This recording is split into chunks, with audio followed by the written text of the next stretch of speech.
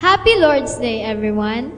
Tayo po ay muling naririto upang magpuri, sumamba at magpasalamat sa ating Panginoon. Sa isang buong linggong nagdaan, tayo po ay pinagpala niya ng mga pagpapalang umaapaw, kaya't halina't magsaya at magpuri't magpasalamat sa ating Diyos na buhay.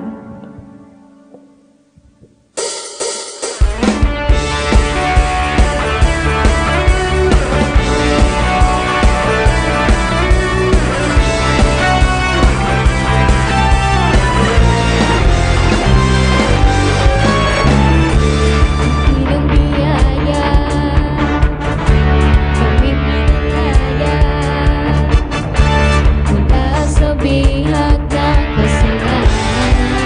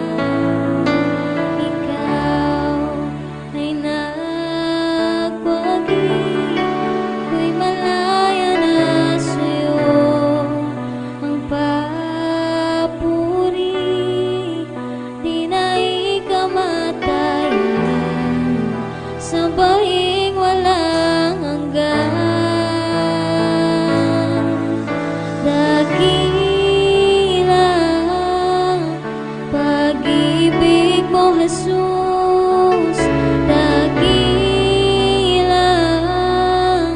pag-ibig mo, Jesus. Dalangin ko, mapalapit sa'yo.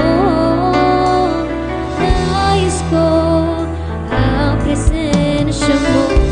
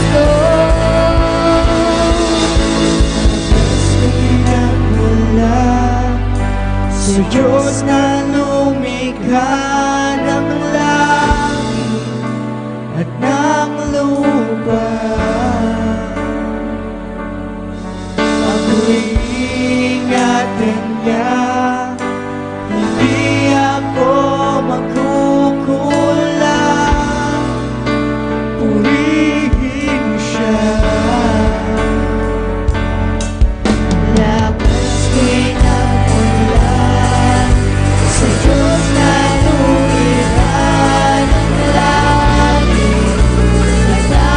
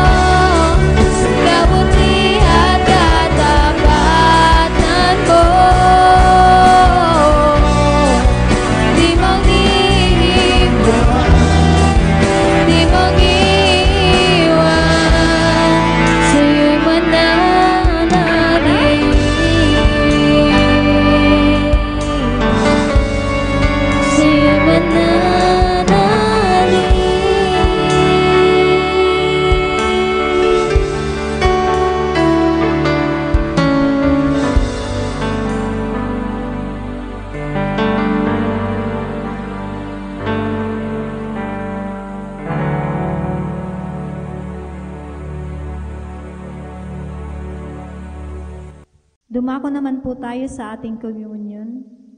Sabi po sa unang Juan, Kabanata 1, talatang 7, ngunit kung namumuhay tayo ayon sa liwanag, gaya ng pananatili niya sa liwanag, tayo'y nagkakaisa at ang lahat ng ating kasalanan ay nililinis ng dugo ni Jesus na kanyang anak. Sa pamamagitan ng pagkain ng tinapay at pag-inom sa laman ng saro, tayo ay nililinis ng Diyos mula sa ating mga kasalanan. Ang banal na dugo ni Kristo na tumigi sa cross ng Kalbaryo ang siyang naglinis ng ating buong pagkatao. Manalangin po tayo.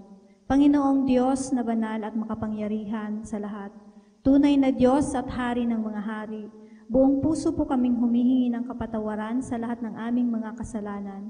Linisin niyo po kami at gawing karapat-dapat na humarap sa iyong banal na harapan. Let us receive this communion bilang pag-alaala ng dakilang pagmamahal ng Diyos. Sa atin noong ibuwis ng Panginoong Hesus ang kanyang buhay para sa ating kaligtasan.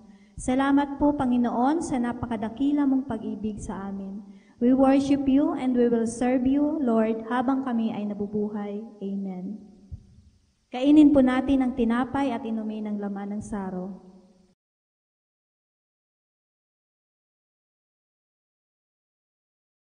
Dumako naman po tayo sa ating pagbibigay.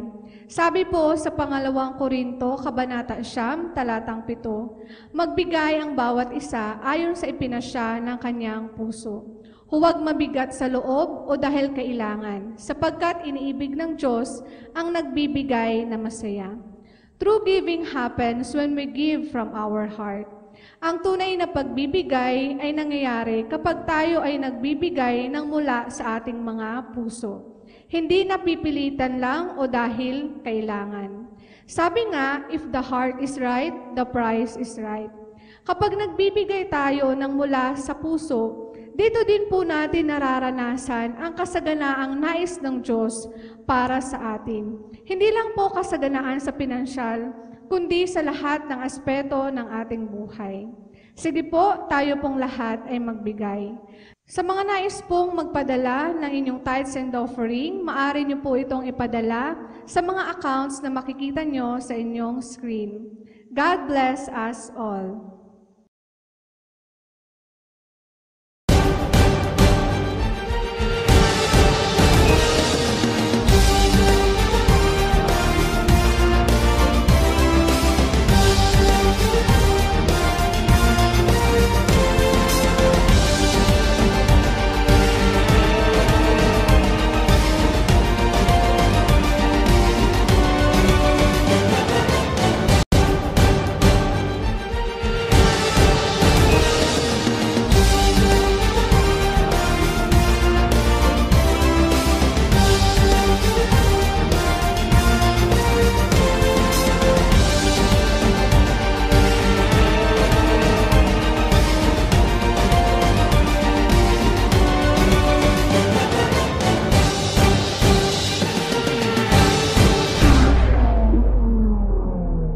Happy Lord's Day po sa ating lahat. Welcome po sa ating online worship celebration at sa ating on-site worship celebration.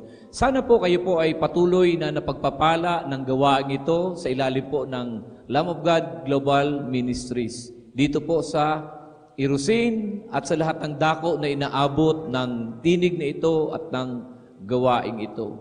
Pagpalain po tayo lahat ng ating Panginoon.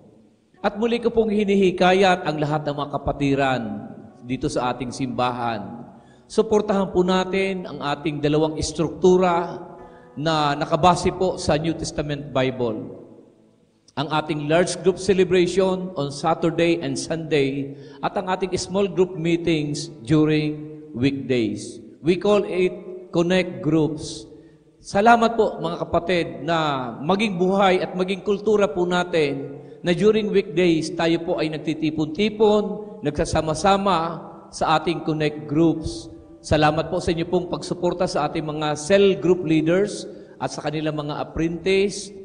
Maraming salamat. Hayaan nating madakilan natin ang Panginoon sa iba't ibang barangay, sa ating mga bahay-bahay. At ganoon din tuwing araw ng Sabado at Linggo. 4 po ang ating panambahan po dito. Sabado, Linggo ng umaga, Linggo ng hapon at Linggo ng alas 4 4:30. Hayaan po natin na tayo po ay patuloy na itaas ang Panginoon sa pagsasama-sama po natin. Maraming salamat po, kapatid. Pagpalain tayo ng Panginoon. I would like to share this topic entitled, How to be Happy. Ito pong naiso pong dalhing mensahe po sa ating lahat. Paano ba maging masaya ang buhay? How to be happy. Paano ba maging masaya? Ang ibig kong sabihin ay kung paano magiging magaan, magiging mabuti ang buhay, magiging masaya ang buhay na kalugod-lugod sa harap ng Panginoong Diyos. Sa mundo kasi, ang pagiging happy ay nakabase sa happenings. Kapag may beer plaza, kapag may inuman, may alak, kapag may baraha, may piyesta, at iba pa. Nakabase sa happenings ang happiness. Paano ba tayo maging masaya bilang isang lingkod ng ating Panginoon? Let us learn to live wise in a stupid world. Mahalaga ang karunungan, mahalaga na meron tayong alam. Alam mo ang iyong gagawin, alam mo ang iyong patutunguhan. Sabi ni Apostol Pablo, mamuhay kayong tulad ng matatalino at hindi tulad ng mga mangmang. Let us live as wise, not as unwise. Sabi ng Proverbs 3 verse 13 to 18, it says, Blessed are those who find wisdom, those who gain understanding, for she is more profitable than silver and yields better returns than gold. She is more precious than rubies. Nothing you desire can compare with her. Long life is in her right hand, in her left hand are riches and honor. Her ways are pleasant ways, and all her paths are peace. She is a tree of life to those who take hold of her. Those who hold her fast will be blessed. Mahalaga, kapatid, na tayo po'y maging marunong sa mundong ito. Karunungang mapupulot natin sa mga salita ng Diyos, karunungan ng salita ng Panginoong Diyos, na makapamuhay tayo ng maayos at kalugod-lugod sa ating Panginoon. How to be happy? Paano ba maging masaya? Una, if you want to become happy, you honor God. Honor God. I-honor natin ang ating Panginoong Diyos sa ating buhay.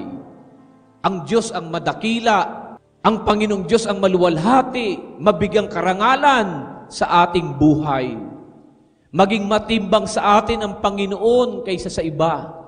Siya ang ating prioridad, siya ang ating pinahalagahan, siya ang ating niluluwalhati sa ating mga buhay. Nalulugod ang Panginoon sa ating buhay. Let us honor Him. In Proverbs 13 verse 15, it says, The way of transgressor is hard. Mabigat ang kahihinatnan ng mga taong makasalanan. Living in sin creates unhappiness and chaos. Ang nabubuhay sa kasalanan ay kapahamakan at kalungkutan ang kahahantungan. Walang taong nabubuhay sa kasalanan ang masaya at payapa ang buhay. Walang taong hiwalay o malayo sa Panginoon ang tahimik ang buhay. Siguradong ito ay punong-puno ng kagulumihanan, pagkatakot at kalungkutan. Minsan mukha lang masaya. Kunyari lang ang lutong ng tawa. But if a person is living in sin, there is no real peace and there is no real joy. Let us honor God sa ating buhay. Maluwalhati ang Panginoon sa iyong buhay at sa aking buhay. Honor God by keeping His commandments, by keeping His words. In John 14 verse 15, sabi ng Panginoon, If you love me, keep my commandments. Kung mahal ninyo ako, susundin niyo ang aking mga utos. Hayaan natin, igalang natin ang ating Panginoon at ang kanyang mga salita ay ating ipinapamuhay. Honor God by having a good attitude. Maging mabuting tao tayo. Maging mabuting ating mga pag-uugali. Do the right thing in the Spirit. Do all things without murmurings and disputings. Philippians 2:14. Putulin ang anumang hindi magandang pag-uugali. Yung ating hindi magagandang gawi sa buhay, ang pagiging reklamador, ang pagdadabog, ang pagiging takaw-away, takaw-gulo, ang pagiging mahilig makisawsaw sa away, nanlilibak ng kapwa, naninirang puri ng kapwa, mga tsismosa, mga marites, at walang ibang ginawa kundi pag-usapan ang buhay ng may buhay. Honor God by your attitude. Maging mabuting Kristiyano tayo, hindi lamang sa diwa, pati sa gawa.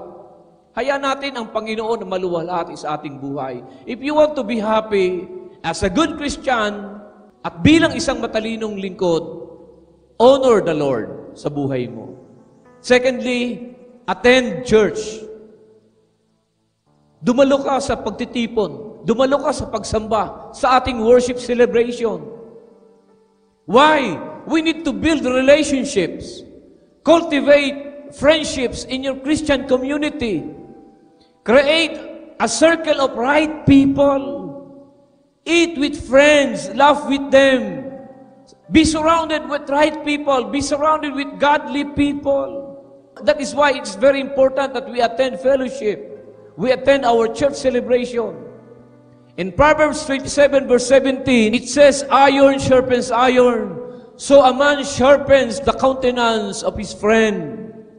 Get involved in your church community. Have something to do. Kaya dapat tayo nag-involve tayo sa gawain ng Panginoon. Gusto mo maging masaya, maging magaan ang buhay? Get involved in the church. Mag-involve ka sa gawain. Magpagamit ka sa ating Panginoong Diyos. Mag-imbita ka, tulungan mo ang connect group leader mo. Mag-follow up ka, tumulong ka sa gawain ng ating Panginoon. Be busy in God's kingdom. Tumulong at sumuporta ka. Busy people for God are happier people. Ulitin ko, mga kapatid. Busy people for God are happier people. Masayahay mga tao ang mga taong nakapokus sa paglilingkod sa ating Panginoong Diyos. Nagiging magaan ang buhay sa mga taong busy kay Lord, hindi busy sa kamunduhan. Huwag kang mag-dwell sa mga negative thoughts. Imbis na nagmumuni-muni ka ng kung ano-anong negatibong bagay na hindi naman makatutulong sa iyo, sumama ka sa mga taong on fire kay Lord. Sa mga taong aktibo at nagmamahal sa ating Panginoon, samahan mo mga taong yun. Tiyak ikaw ay lalakas at mag-aapoy para sa ating Panginoon. In Proverbs 16 verse 3, sabi ng Bible, commit thy works unto the Lord, and thy thoughts shall be established. Napakalino, kapatid. Ipagkatiwala mo sa Diyos ang lahat ng iyong gagawin at tiyak na magtatagumpay ka. I-commit mo ang iyong sarili sa gawain para sa Diyos at magiging matatag ang iyong buhay. So commit, get involved, attend the church celebration. Pangatlo, you pray. Gusto mo maging masayang buhay mo, maging magaan ang buhay mo, pray to God. Spend time to pray. Have a quiet time with the Lord. Meditation releases endorphins. Ang pagbababad sa presensya ng Panginoon sa iyong quiet time ay nagre-reduce ng stress sa buhay. Nag-i-improve ng well-being. Nagre-relieve ng pain. Nagre-recover ng strength. Relax and stay in prayer. Nagiging magaan sa pakiramdam ang laging nakikipag-usap sa ating Panginoon. Nare-relax ang isipan, ang puso, dahil ikaw ay nasa presence ng ating Panginoon. Sabi ng Bible in Psalms 145 verse 18, the Lord is nigh unto all them that call upon His name. Malapit ang puso ng Panginoon sa mga taong tumatawag sa Kanyang pangalan. Praying and reading the Bible reduces stress. Nakaka-relax sa presensya ng Panginoon. Napapanatag ang puso at isipan natin.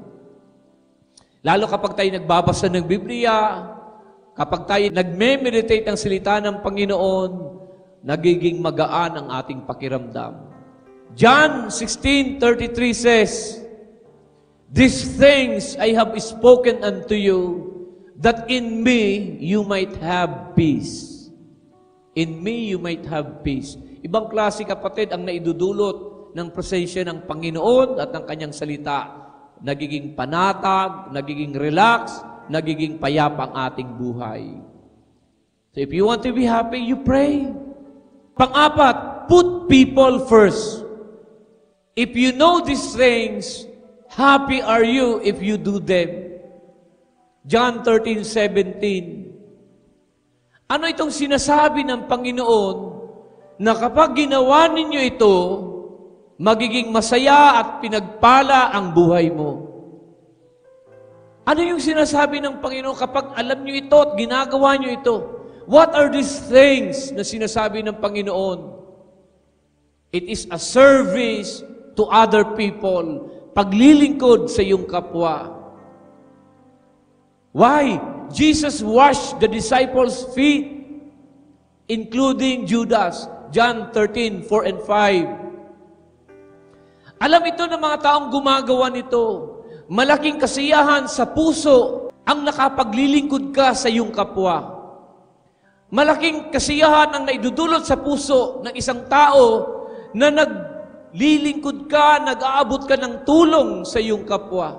Sa mga taong nangangailangan, nakakapag-bless ka, nakakatulong ka, nakakapagbigay ka sa iba. Kapatid, iba ang kasiyahang naidudulot nito sa puso. Believe me, it's true. Kapag tayo naglilingkod sa ating kapwa, it brings joy. Masaya, magaan sa pakiramdam na ikaw ay nagiging pagpapala sa iyong kapwa. Narcissistic people are very unhappy people. Alam niyo po ba yung ibig sabihin ng pagiging narcissistic people? Ito yung mga taong nabubuhay lang para sa kanilang sarili. Ang mga taong nabubuhay lang para sa kanilang sarili ay mga malulungkot ang buhay ng mga taong yan. Ang mga narcissists ay yung mga taong walang pake sa kapwa. Walang konsiderasyon sa kapwa. Walang malasakit sa kapwa. Mataas ang tingin sa sarili, mayabang, self-centered, walang pakialam, umiikot lang ang buhay nila sa sarili nila. Ayaw tumulong sa nangangailangan. Ang mahalaga para sa kanila ay yung sarili nila. Wala silang pakialam kung wala kang kinakain. Basta sila ay may kinakain. Pero sabi ng Biblia, magmahalan kayo bilang magkakapatid kay Kristo. At pahalagahan ninyo ang iba ng higit pa sa pagpapahalaga nila sa inyo. Romans 12 verse 10. In Romans 12 verse 10 it says, preferring one another. Bigyan mo ng pagpapahalaga ang iyong kapwa. Bigyan mo ng pagmamalasakit ang iyong kapwa. Tumulong ka, maging blessing ka sa iba. Kapatid, magaan sa pakiramdam ang nagiging pagpapala sa iba. At alam ito ng mga taong gumagawa nito. We become blessings to other people. At masaya ang buhay ng mga taong naglilingkod sa ating kapwa.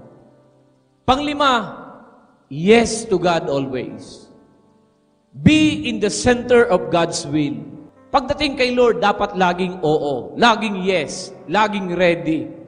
Basta para kay Lord, walang reservation, walang second thought. Basta sa Panginoon, always yes. Being in God's will gives peace. Basta't alam mo na sumusunod ka at ginagawa mo ang pinagagawa ni Lord sa iyo, magiging panatag ang kalooban mo. Basta alam mo na sumusunod ka at nasa sentro ka ng kalooban ng Panginoon, sumusunod ka sa calling ni Lord sa iyo, ginagampanan mo ang utos ng Panginoon sa iyo, kapatid, payapa ang buhay ng mga taong nasa sentro ng kalooban ng ating Panginoon. Pero kung nakikipagmatigasan ka sa Diyos, kung makikipagmatigasan ka sa ating Panginoon, pasaway ka at ayaw mong sumunod, tiyak na mapapasama o mapapahamak ang buhay mo. Mark 3:35, for whosoever shall do the will of God, the same is my brother and my sister and my mother. To be happy is to discover the good life that the Creator intended for you. Inaalam, dinidiscover, sinisiyasat, hinahanap yung buhay na nais ng Diyos na ginagalawan mo. Iba yung happiness na ino-offer ng mundo. Kunyari happy, pero pagkatapos, miserable. And how do you discover the good life? If you want to discover the good life that God intended you to be, use wisdom and find it in the Word of God. Gamitin natin ang karunungan ng ating Panginoong Diyos at ang karunungan ng Panginoong Diyos ay ang kanyang mga salita. Anong klaseng buhay ang nais ng Panginoon tahakin natin? Anong direksyon ang nais ng Panginoon susugan natin? Anong klaseng pamumuhay ang nais ng Panginoon ipamuhay natin? And you will be happy. You will be happy. Honor God. Live in righteousness. Itama mo ang iyong buhay. Itama mo ang iyong karakter. Itama mo ang iyong sarili sa harap ng ating Panginoon. Always honor Him. Attend church. Create right people. Create friends. Right friends and get involved. Gumalaw tayo sa tamang komunidad, tamang grupo ng mga tao. Kaya dapat, kapatid, lagi tayo dapat nagsasama-sama bilang mga Kristiyano sa ating connect groups, sa ating worship celebration, sa mga pagtitipon natin, sa mga maliliit at malalaking pagtitipon natin, hayaan natin na ma-honor natin ang Panginoon. Masaya ang buhay ng mga magkakapatid na sama-samang nagpupuri kay Lord. Pray. Manalangin tayo lagi. Have a quiet time with the Lord. Malaki ang kapakinabangan ng mga Kristiyanong nagbababad sa presence ng Panginoon. Nagiging payapa ang puso, nare-relax, nare-reduce ang mga stress sa buhay. Always pray to God. Always give time to commune with God. Magbabad tayo sa presensya ng ating Panginoon and put people first. Maglingkod tayo sa ating kapwa. Be a blessing to other people. Kapag nakakatulong ka sa iyong kapwa, maliit man o malaki ang iyong naitutulong sa iyong kapwa, nagdudulot ng kaginhawaan, nagdudulot ng kasiyahan sa ating puso. And yes to God always. Be in the center of His will. Magiging payapa, magiging masaya at magandang buhay kapag tayo lumalakad na alam mo, sumusunod ka sa kalooban ng Diyos. Nasa sentro ka ng kalooban ng Panginoon. Sinususugan mo ang salita ng Diyos at ipinapamuhay ito. Pagpalain po tayo ng Panginoon sa araw na ito. Palapakan po natin ang ating Panginoon. Tayo pong lahat ay magsitayo, itaas ang mga kamay at ako'y nagdideklara. Ang kapayapaan ng Panginoon ay sumaating lahat. Ang panatag na puso, ang matiwasay na pag-iisip, ang masayang kalooban at malakas sa pangangatawan, ang pinagpalang buhay at kabuhayan ay dumaloy sa iyo sa iyong sambahayan. Pakaingatan ka ng Diyos sa isang bugligong darating at ang kapayapaan niya maghari sa atin. Tanggapin natin lahat ito sa pangalan ng Ama, ng Anak at ng Espiritu Santo. Lahat ay magsabi ng Amen. Happy Lord's Day! Happy Lord's Day!